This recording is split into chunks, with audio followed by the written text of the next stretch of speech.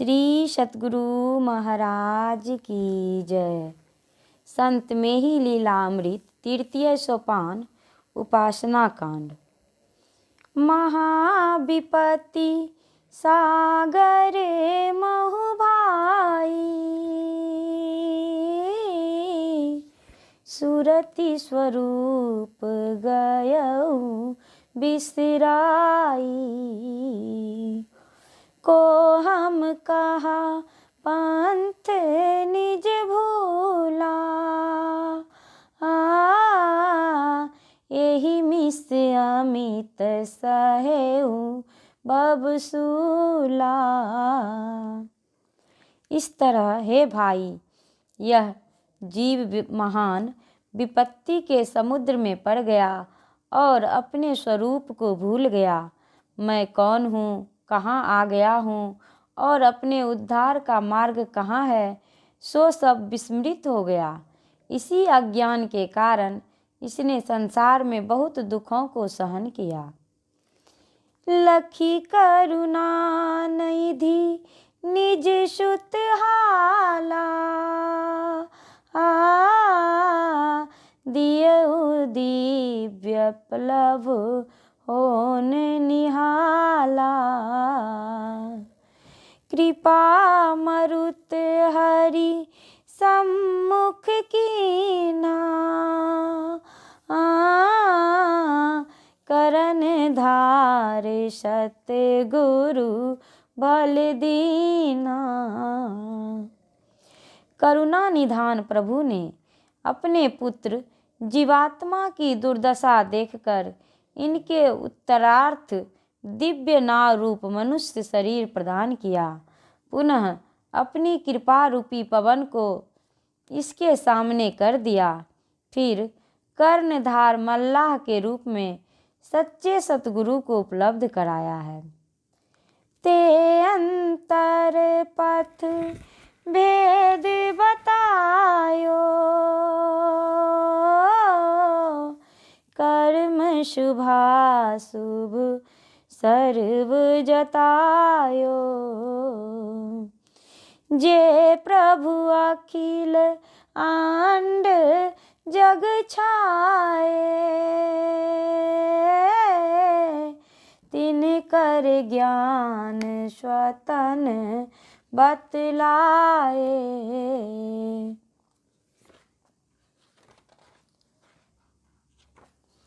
वे संत सतगुरु ही अंतर मार्ग के समस्त रहस्यों को बतलाते हैं और समस्त शुभाशुभ कर्मों का ज्ञान समझाते हैं।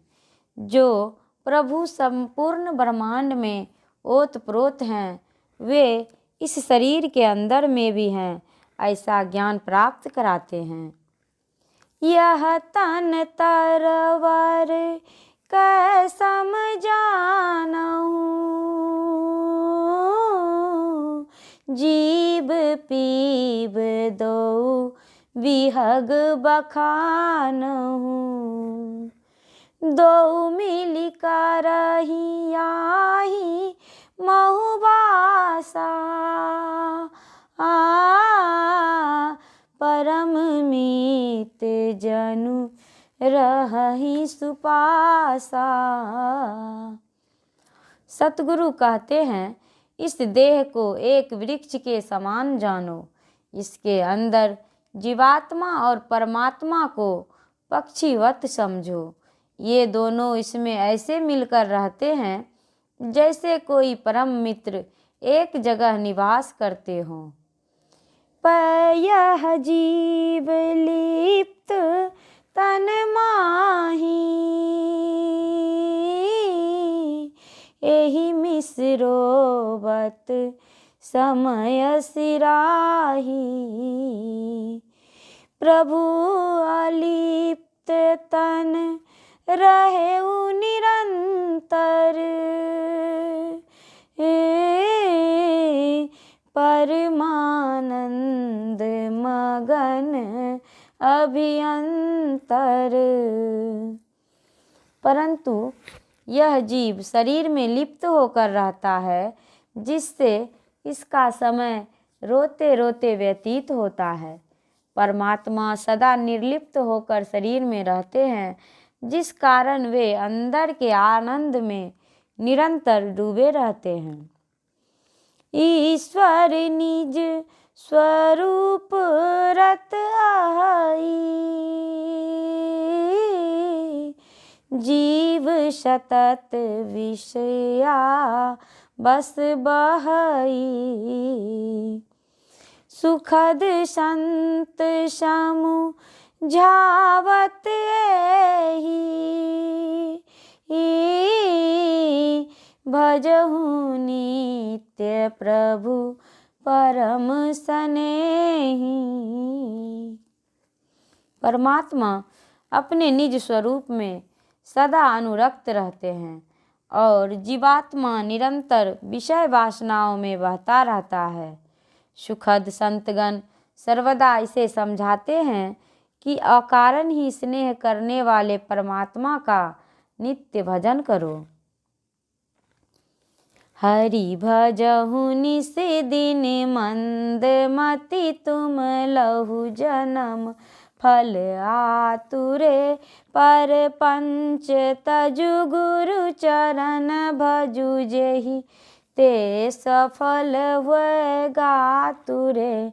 गुरु कहत प्रभु पथ रहत, तन महु गहतु नहीं नर बाबरे, सत्संग करु नित ध्यान धरु, हरि हरि सतत रहु गावरे।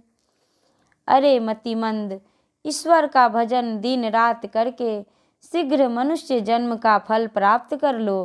परपंच अर्थात मोह ममता का परित्याग करके गुरु के चरणों का भजन करो, जिससे यह मनुष्य तन सार्थक हो जाए। वे कहते हैं कि परमात्मा प्राप्ति का मार्ग इस शरीर में ही है। अरे मूर्ख, उसे क्यों नहीं पकड़ते? इसके लिए नित्य सत्संग करो, ध्यान का अभ्यास करो और जन्म मरण के दुखों को हरण करने वाले परमात्मा के नाम का निरंतर मुँह से गायन करते रहो। आचार त्रय बिनु भजनु नहीं कहते, सतत सब संत रे, निष्पाप हुए जप जाग कर, गे मंद कृत अभियंतरे। आसन आहार विहार सम करी, भजनु नियम बनावरे, यम नियम सम दम शादी करी, अंतर अमिस रस चावरे।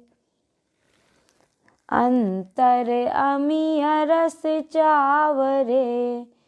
सभी संत कहते हैं कि शिष्टाचार, सुच्याचार और सदाचार के परिपालन बिना ईश्वर भजन नहीं हो सकता। जप रूपी यज्ञ के द्वारा पापों से रहित होने पर ही अंतर के कुकृत्य नष्ट होते हैं। आसन आहार व्यवहार को सुदृढ़ करके भजन करने का एक नियम निर्धारित करो, यथा यम, सत्य, अहिंसा, औस्तेय, ब्रह्मचर्य और अपरिग्रह नियम, शौच, संतोष, तप, स्वाध्याय और ईश्वर प्रणिधान, सम, मनोनिग्रह, दम, इंद्रिय निग्रह की साधना करके अंतर के प्रकाश और शब्द रूपी अमृत रस का रसास्वादन करें। थल पुनित तेहि सम करी, कंबल दर्भ बिछाय, धर गर मस्तक सीध कर, आसन सहज लगाए। समतल भूमि को पवित्र करके उस पर कंबलासन अथवा दर्भासन बिछाओ। फिर तब शरीर, गर्दन और मस्तक को सीधा करके सुखासन लगाकर बैठ जाओ।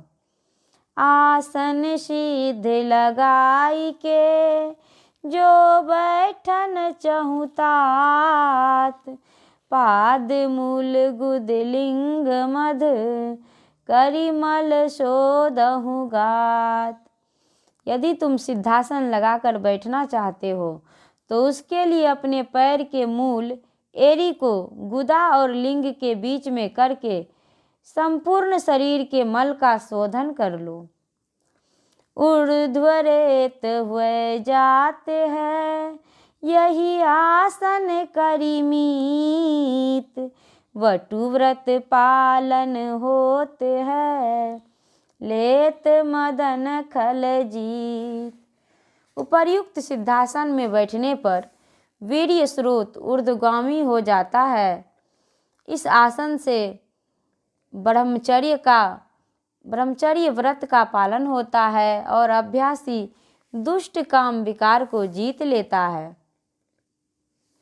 आसन पदुम लगाई के सुषमन वाट निहार, मध्य नारी उद्दीप्त हुए निज घट होई बिहार।